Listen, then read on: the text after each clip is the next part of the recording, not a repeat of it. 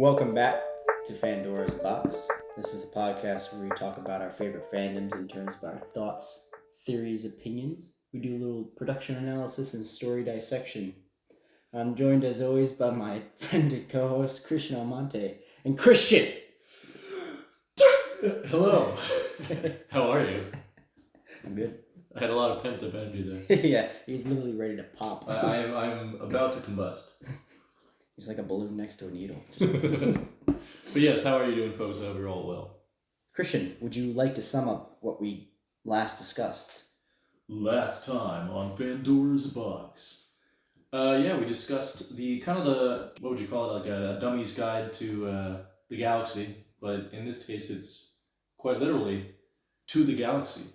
Because it was the reformation, or the initial formation of the galaxy, starting with several billion years ago approach leading into a more modern look of the galaxy. I mean, obviously it hasn't changed planetarily, but the sectors and the economics, the trade routes, all that stuff, as well as, the forms of travel and the organisms housed in it have all changed in those billions of years.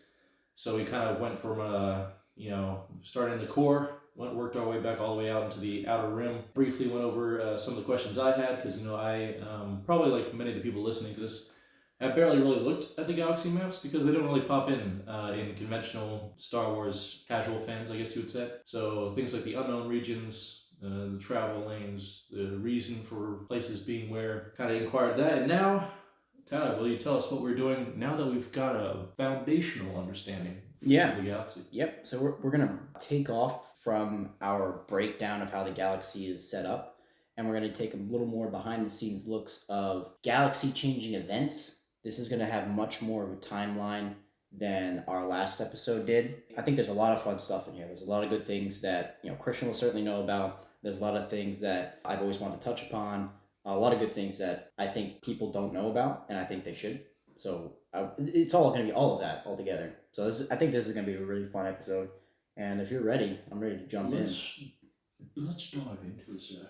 All right, so where do we start? We're going to start with not pre-recorded history, but before recorded history. It says pre-recorded history.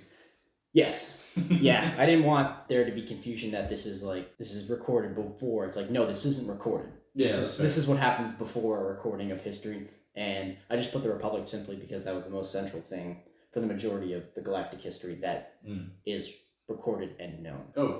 Real quick, just for some more casual fans out there. So when Tyler is going to use a lot of terminology here, so BBY stands for Before the Battle of Yavin, which, in case people don't know, is the battle in which A New Hope takes place, where Luke is transformed from a wee farm boy into a full-grown man. Yep. And then there's ABY, which is after the Battle of Yavin, which, obviously things that happen after that, episode 5, 6, 7, 8, 9, and Mandalorian happen after that. Yep. Yeah, everything that we talk about in this instance is going to be BBY. Yeah. Because we're literally going to run right up to the formation of the Galactic Empire, but we're not going to go past that. I mean, obviously, if you have some questions, we can digress a little bit after the fact. And you'd mentioned in the previous podcast that the formation of the galaxy doesn't change much after the galaxies or the empires form. No. I would say by 1000 BBY, the galaxy as a whole is formed, settled, mostly known, obviously short of the unknown regions, but yeah, so that doesn't really change. It might change afterwards, but that's a different digression. Fair enough. All right, let's get into it. So, before recorded history, these are some of the groups and some of the goings-ons. So we have the Celestials, the least known, possibly oldest group of being in the galaxy. There is no trace of them from 30,000 BBY onwards, so nobody finds any hint of them. There are artifacts from their time, but there is nothing that shows they existed after 30,000 BBY. That's what that means. Were those really, really old folks from Clone Wars? Yes, the father, son, and daughter. Were they considered Celestials? Yes, I believe, and I think it is believed that those three people are a sort of touching upon of the Celestials. Yes, they can be thrown in that category. There's another one called Abeloth, who is the quote-unquote mother of that group, which was not talked about in the Clone Wars series, but she was a prominent protagonist in Expanded Universe. So, evidence of the Celestials' near unlimited power can be seen throughout the galaxy through artifacts. So one of the artifacts is Centerpoint Station, which not many casual fans know about, but is a destructive device that was, even at the time of Phantom Menace, was still in the galaxy. So in 100,000 BBY, there are the Gree from the planet Gree. They created hypergates, which allowed them to warp between planets. Hypergates were physical points on their planets that were built into it, and it allowed them Kind to of like the Mass Effect. I don't know, Mass Oh, Effect. you know Sure. Mass Effect. Sure. So in Mass Effect, they kind of use these little launch pads Okay. to hurl their. It sounds more crude than it is, but basically they hurl their ships through these like super stations that are essentially launch pads for warp. Yeah, I'm assuming. Yeah, most quote unquote hyperspace travel that happened in this time period involved this. It wasn't planet to planet, or it wasn't ship from planet to planet. It was like these. It was these gates, these physical objects that people walk through, Okay. where they it was almost teleportation. It was like the beam me ups, but for planet to planet kind of travel. So very very similar to Mass Effect. I wonder if Mass Effect took inspiration. Could I wish I could tell you. Then you have someone out there in the comments. Tell us. Yep, another species that's coexisting around this time, 100,000 BBY. You have the Qua. They are native to Dathomir. Yep. Oh. Yes, sir. Yes, sir. They love the Dathomirians. The Qua created infinity gates, which are similar to hypergates. So this is what I was talking about before, how with hyperspace especially, you have different developments, not a linear progression of the technology, but different, like new forms of the technology coming out in different areas of the galaxy, all around the same time. Is this why, you might not have the answer to this, but is this why a lot of Dathomirians have inherent force-sensitive children? Is it because they're descended from the Qua, or did the Dathomirians settle there after the Qua had left? Like, are you talking about witches of Dathomir kind of a thing? Yeah, similar, yeah. So they're inherent, not all of them were force sensitive. I know, but I would say stronger than the average, like, human. Oh, I don't know if I can't analyze the history of Dathomir off the top of my head like that. It's a little bit of a minute question. Yeah, I'm not sure if Dathomir's... There are planets where more of the species are known to be force sensitive, and if not all of them, when they are force sensitive, they're really powerful. Yeah, because I know Yoda's races, their midichlorians are like massive. Yeah, but there's, even now with Baby Yoda, there's no history, and there has yet to be any written history about their species. Yeah. So, like, before Grogu, there was two known. There was so we can Yoda kind of only infer. But are you able to at least answer, do you know if the Qua, were Dathomirians descended from the Qua, or are the Dathomirians completely... No, and I'll go into it right now. Because I know they're Iridonians, right? Iridonians are obviously from Iridonia. So that species, that species are Zabraks. Zabraks, sorry. So Bowder... Is Iridonia the home world of the Zabraks? Zabraks. Oh, okay, so that these guys can only have been colonized. Exactly. Okay. You got it. Yep. That's what happens a lot of the time. Yeah. You'll see, like, you have their home world for a lot of species, but then they have their colony and worlds. Even though they have established traditions on there, that doesn't mean that they're native to that planet. Right. So I couldn't tell you if the witches of Dathomir originated in Dathomir. I do know that the one species I know for a fact were Dathomirian, quote unquote, with a Qua. That's interesting. It's very different from Star Trek's take on it, which I wouldn't say the galaxy is in its infancy, but it doesn't have like billions of years ago history. You know, they discovered space travel a few hundred years ago, and that's kind of the same throughout the galaxy. So they're not to that point where you're having a bunch of like planets that have their own raised civilizations from implanted seeds years ago. Right. So this is kind of cool, like where even the colonized ones have these ancient rites, you know. Yeah, and cool. What I really like about this is because we're going to touch on different things, but you're actually going to see not just, you know, broad stroke galactic changes, but you're going to see some more surface level changes. Like right here with the Qua. They're native Dathomir, they create the Infinity Gates. They were a really smart species. They probably were force sensitive, but at this time period, the Force was not like recorded or studied in the way it is that most casual fans even know about. Yeah, because the Jedi weren't even... No, at 100,000 BBY, they were not a thing. Yeah. There were other Force studying orders and sects around the galaxy, but the Force was just there. Exactly. There are people that probably like recognized it, but didn't. It wasn't called the Force. The Qua were wiped out by the Rakatas, and they were punished so severely that they actually devolved. For any of those, tuning in that might not have seen like the very first podcast that we did, the Rakatas made an appearance in Andor. I think so. Yeah. I found nothing about connecting it to the Rakata species, Yeah. short of the fact that he says Rakata, and there's only It's one an Rakata, artifact, yeah. and there's only one Rakata in Star Wars. Yeah, There is nothing else to say, like, oh, that could also be considered a Rakatan. It's like, nope, they're Rakatas. And they said it in Andor. I don't know why. That was kind of weird. But oh wait, this might be spoiling things. Is the Rakata one of the other races that we were talking about? Yeah. Okay, sorry. So they were nearly wiped out by the Rakatas, and to the point of devolution, they devolved into simple-minded. They kind of look like Tyrannosaurus rexes, because the Qua exist in modern galactic times, but I think they almost go as far as like they're used as like beasts of burden. They used to be an incredibly intelligent reptilian humanoid species in this time, but by the time of the Rakatas and being pushed back, so they kind of were made into a subspecies. Mm-hmm. Exactly. Which is that happens a lot throughout the galaxy. Which is ironically a similar thing in Stellaris. Stellaris, I'm not going to say once again. Stellaris is a video game, and it doesn't have anywhere near the history that either Star Wars or Star Trek does. So nothing they do is original comparatively to what these guys do. Oh, absolutely fine. But that being said, Stellaris also has their combination of species, some of the more luxurious species that have kind of cushy lives, decadent lives. Yep.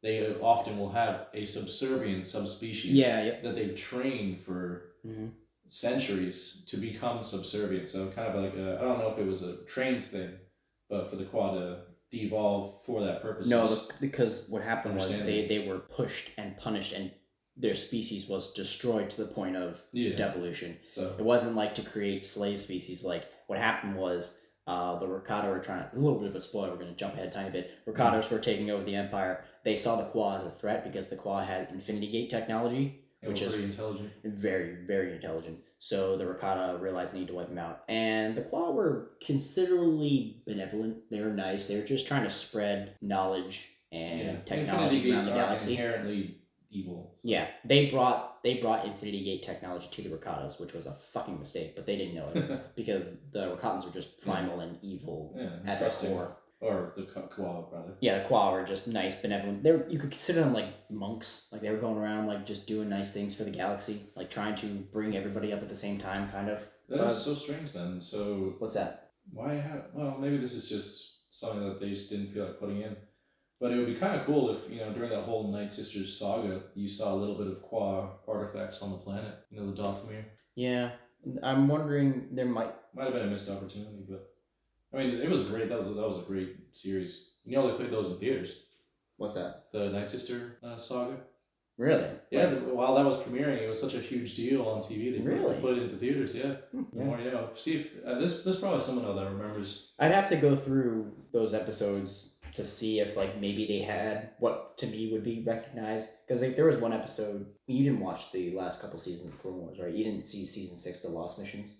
No. Yeah, there was one episode. There was one arc that involved Mother Talzin. Sorry, not to cut you off, but the last I remember seeing involving the Night Sisters was Ventress after dealing with Boba Fett's mission. Okay, so you had seen General Grievous's invasion of Dathomir. Yeah. Okay. But that was the last I saw of Ventress was when she did that one bounty hunting mission for Boba Fett, and then basically dipped. So that was the last I saw of her. I don't know if she reappears, but that's the last I saw of her. Yeah, maybe somebody listening in will be able to pinpoint something that might be considered Qua technology. I have a feeling there might be Infinity Gates in Clone Wars, but I'd have to do a double take. But short of that, nothing comes off the top of my head for me. Okay. But yeah, it's cool. Yeah, I told you, there's a lot of cool things in this. The other section is somebody that we were talking about. Humans were there from the start of the galaxy, start of the Republic, all that. And the Tongs, yep. Humans believed to have originated on Coruscant, as we discussed before. They fought the Tongs off to fully claim the planet and the core, which we discussed that briefly before. And the Tongs became the Mandalorians. Everything that we're going to be talking about now is going to be post-recorded history. So everything that we're talking about now is what is officiated, logged, documented. It's not conjecture. No. Yeah, some of the stuff is conjecture, like the Celestials. Nobody even in the galaxy knows much about them. This is where we're starting, the Rakata Empire. And because I know how much you like them, I'm going to bring this up a little closer for you.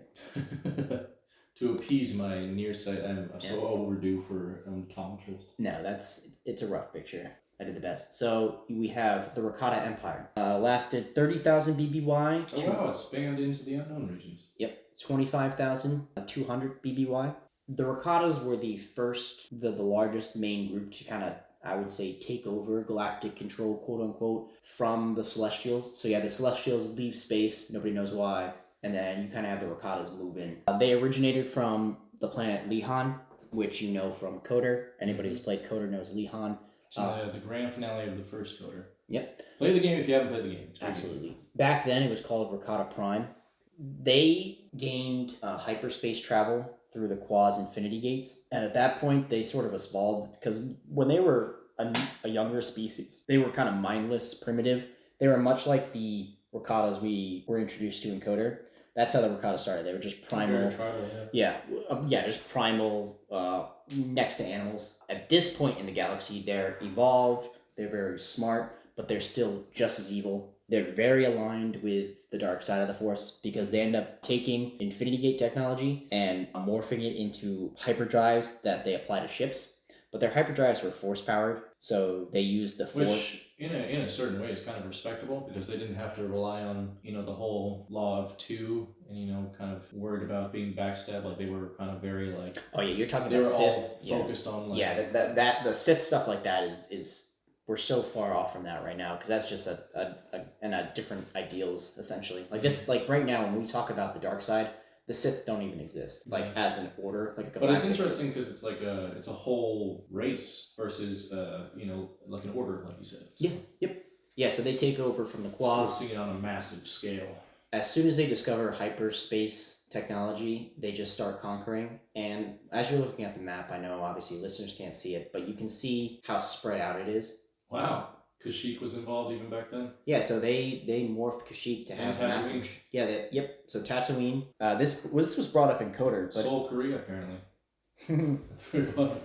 This was brought up in the Coder game. The planet of Tatooine used to be completely covered in oceans and water, and they think that Rakata technology transported into a barren desert. Yeah, it's the same with Kashyyyk.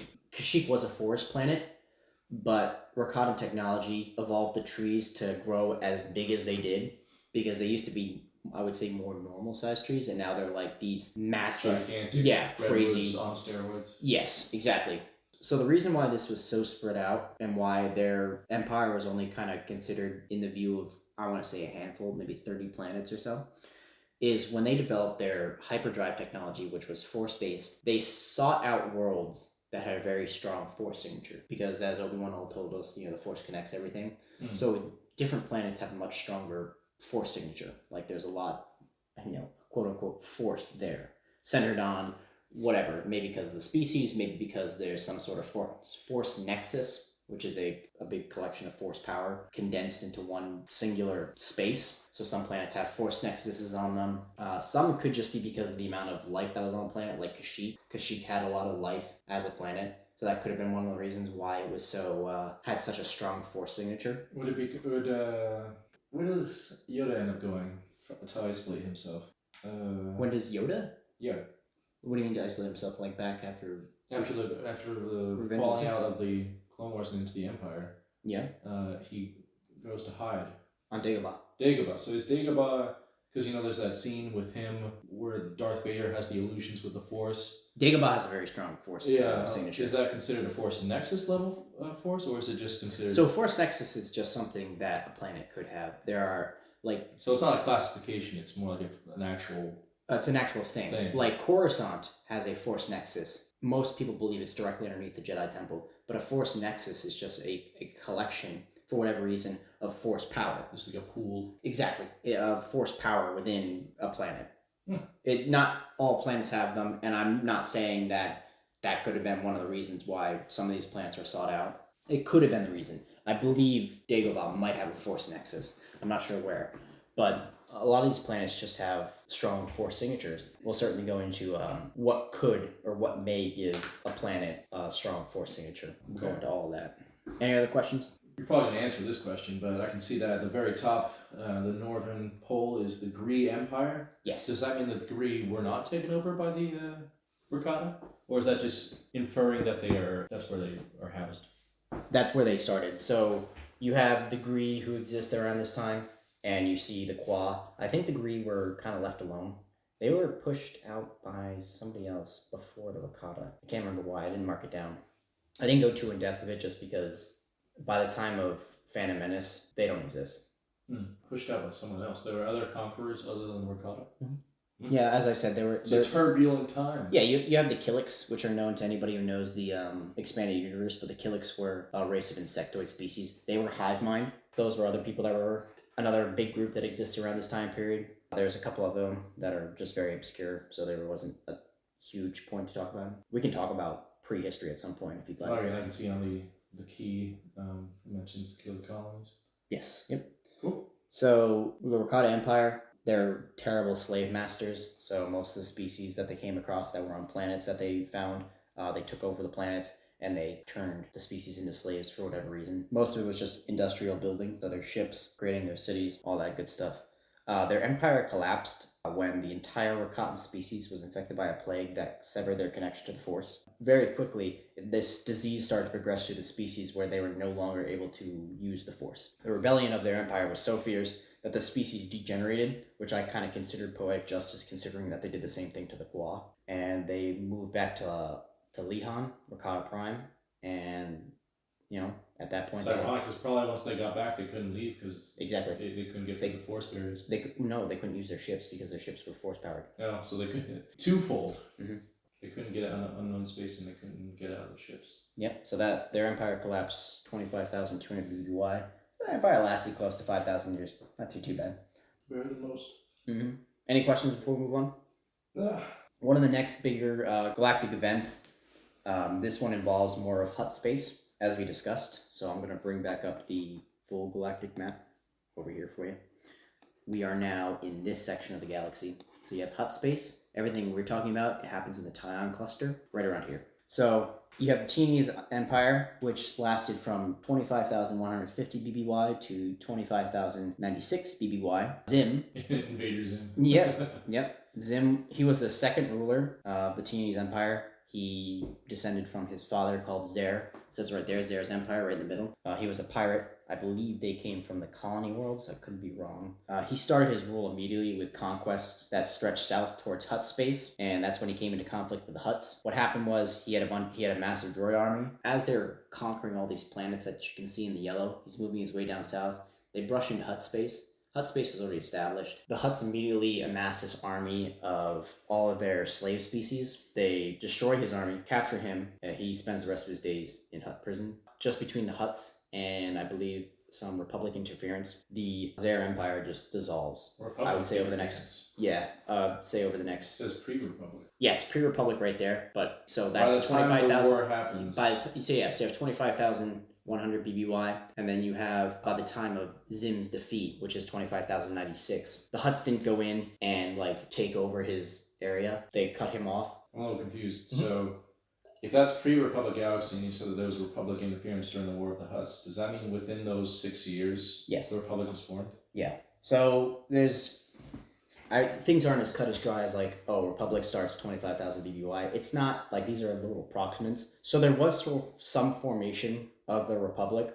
It wasn't called the Republic, but it was the core and the colonies at that point were starting to form and develop. So it wasn't it says the human core on the mini map there. Yeah, so it wasn't quite immediately, Zim is defeated and then the empire breaks down. It takes a few hundred to close to 1,000 years for this entire area to kind of undevelop and break apart and this empire to finally not exist. That makes sense? Yeah. That will clear up. Good. The wars between him and the Huts took about 5 years. This was the little indication I had to you from before about how old the Hut Empire is. This is, I would say, one of the main where they are directly involved with somebody else doing some shit in the galaxy. Moving on, we have the origins of the Sith, the Jedi, and the Republic. For the Republic. Yeah, that's all. I couldn't find a map that showed here's what's going on here, here's what's going on here. So this is just a map that shows galactic explorations from the Republic. Looks like I'm looking through a predator's glasses. Yeah, it's tough for even me to read. I didn't realize how crappy it was. Yeah, so the white is 27,500 to 25,000. That's pre-hyperdrive. So you have the Tianese hut shit going on that we just talked about over here, and then the Birth of the Republic. That all starts right here. The reason I kept this up was because, like I said, I couldn't find a map that actually placed the Jedi and the Sith at different places. The best I could just kind of tell you what was going on. Yeah. But yeah, so the Jedi Order began in the world of Tython in the Deep Core. But at that point, and at this point, we're talking before 25,000 BBY. They were not called the Jedi. You had... It is kind of... It's not to cut you off again. Yeah, what's up? But it is kind of interesting how you can see the white, so the origins start there, but around it was not even taken into account until almost the Battle of Yavin happened. Mm-hmm. So what was going on at this time period when you have the Jedi, and what happens is you actually had different sects throughout the galaxy in different parts of the galaxy who recognized that there was something there. They recognized and they discovered and felt the Force. Everybody got together on Tython to start studying it, and they developed two ways of thinking. They developed the light side and the dark side, not the Jedi and the Sith. They just developed, okay, so this thing, whatever it is, the Force, has the light side, which they called Ashla, and then they had the dark side called, or the Bogan. And what ended up happening was the Jedi were formed when these two different schools of thoughts conflicted. Yeah, the followers of Ashla and the followers of Bogan fighting, and these were called the Force Wars of Tython. Yeah, it's a pretty cool time period. But the followers of Ashla left Tython for the planet Osis, which is right here. Yeah, so they went from here, Tython. They had the Force Wars, and the light side followers left to start a Jedi Academy and Temple on Osis. This is right at the beginning of the Republic, like the very founding days of the Republic. So I put the Sith in there, but it wasn't quite as cut and dry as what you and most other people think of the Sith. So 30,000 BBY, you have the Sith species, because the Sith was an actual species. Kind of like how Mandalore had the Mandalorian species, but then Mandalorian culture. In Sith, you had the Sith species. On 30,000 BBY, they were on Korriban. They were a very strong martial society, and they already kind of knew about the Force. They were one of the groups I was telling you that kind of already knew what the Force was. But they realized specifically where they were, how strong you got if you used rage and revenge and just bad thoughts. If you aligned yourself with that, you got very powerful in using the Force. The Rakatas actually invaded Korriban in 27,000 BBY, but they were pushed out by the Sith. So they were unsuccessful. Yes. Yes, you see Korriban on the far right, where the mouse is, but go down. Oh, sorry, I was looking for a C. It starts with a K. Mm-hmm. Okay. Right here. A lot of this stuff is like, even though we're talking about it in different times, they're all going on at the same time. So you have Korriban right here, and Rakata tried to take them over there, and they were pushed right off the planet. At the same time, both species and both groups knew about the Force. You go to Korriban in one of the Coder games, Yep, don't you? first one. Yep. Yeah. Yes, I got one. So, this happened in 27,000 when the Rakata were pushed off Korriban. A few thousand years later, a group of Dark Jedi conquered Korriban, and they changed the Sith teachings, and they converted the Order into a direct mirror image of the Jedi Order, but dark. So this happened 24,000 BBY. Some ex-Jedi went to Korriban and fucked things up. At this point, they got lightsabers and all that stuff, right? Nope. At 25,000 BBY, they were still using metal swords. So they didn't discover the Kyber crystals? No. Lightsaber technology is a whole different thing, and we'll definitely discuss that in a later episode. Yeah, because it appears in Coder. Yeah, but Coder is 3,000 BBY. I know. We're talking... It is still BBY. Yeah, but we're talking 20,000 plus years before Coder. Yeah, lightsaber technology doesn't evolve to the point that we're familiar with. I'm not certain when, because the lightsaber itself went through different evolutions. It started as like a straight metal sword, and then went to what's called a proto-saber, which was connected to like literally a backpack battery to use it. We'll discuss those at a different point. So you have all this happening. You have the start of the Jedi Order, but they're at the planet Osis. You have the start of the Republic here. And then you have the Sith species, which is already known on Korriban. But then the Sith Order that we know it and more familiar with is kind of like the dark side reflection of the Jedi. You have that starting again on Korriban when the Dark Jedi took over the planet. Was it still around? So was this like happening during the Hutts fight, or was this a little bit after? This is a little bit after. Okay. Yeah, it could have been happening at roughly the same time. I know there are a lot of like conflicting events, and there were not conflicting events, but a lot of things back then could happen at the same time because nothing was nearly connected as it is now. Yeah, no. So they were doing their own things. Yeah, so most of this was none of this was the Republic at this time. The Republic was here, inner core, borderline deep core on Coruscant. Jedi Order was all the way over here.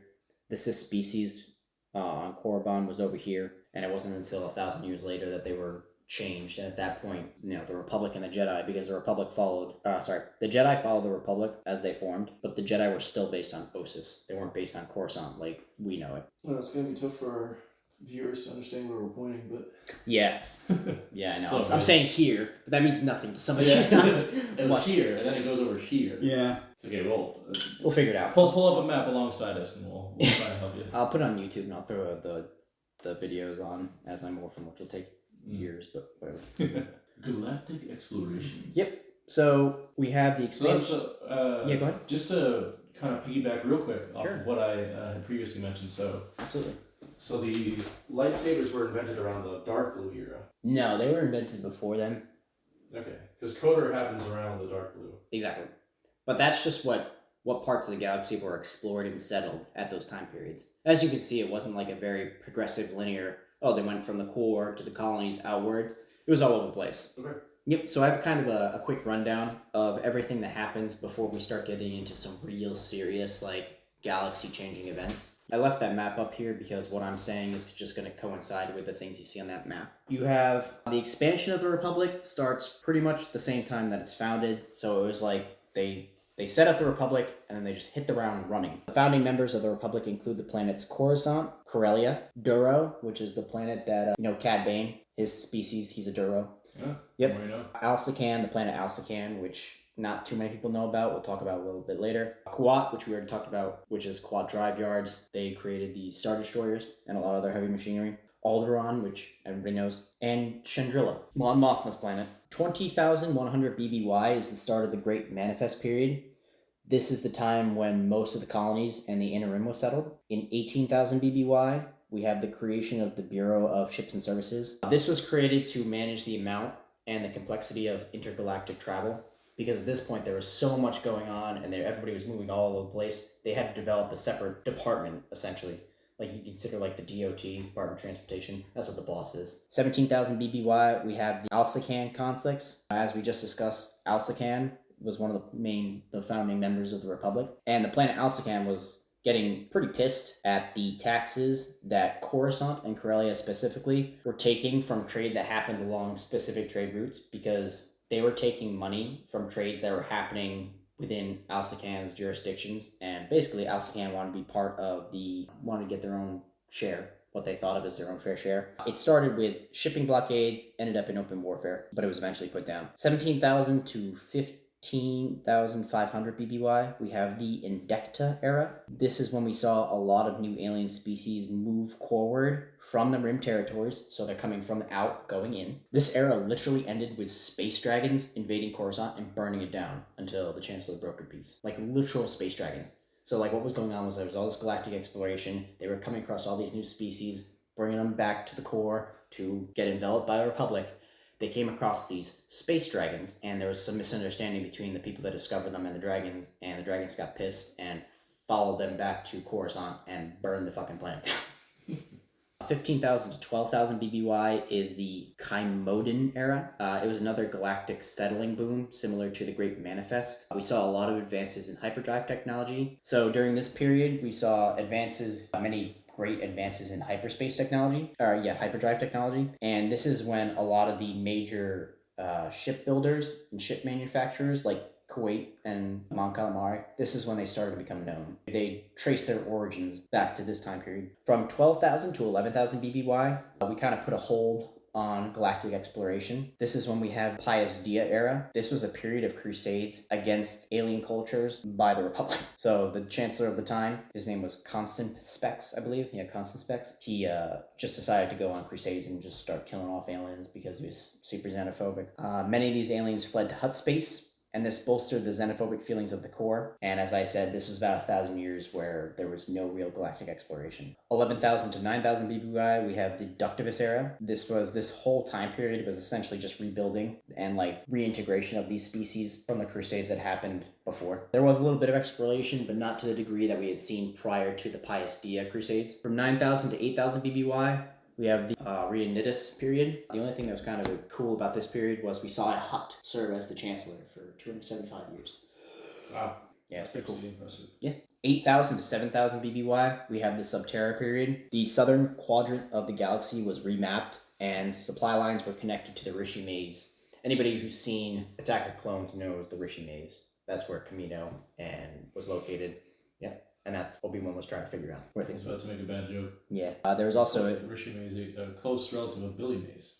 fucking stupid. Stupid. I don't know why I let you talk. There was also an uprising of Darksiders during this time period that led to what was known as the 100-Year Darkness. And then right afterwards, from 7,000 to 5,000 BBY, we have Dark Jedi survivors of the 100-Year Darkness were exiled from Republic space, and they discovered the Sith Empire in an unexplored area of the Northern Galaxy. All right, so Christian, before we move on, do you have any questions? Because everything that we're talking about now is there's going to be a lot of things that you're going to recognize. And I would say this is when the meatiest of meats happens in terms of galactic events throughout the history of the galaxy and the Republic. I mean, all I know is around the Coder era and Which we will discuss. whatever they reference. So that's about. This is all kind of new to me, so I don't got a whole lot of stuff to bring to the table. Okay, join us next time as we discuss, as I said, the meatiest of meats of galactic events. And we're going to touch upon a lot of things that my friend Christian, as well as more casual fans, would know about. Dude, join us next time for the meatiest of meat.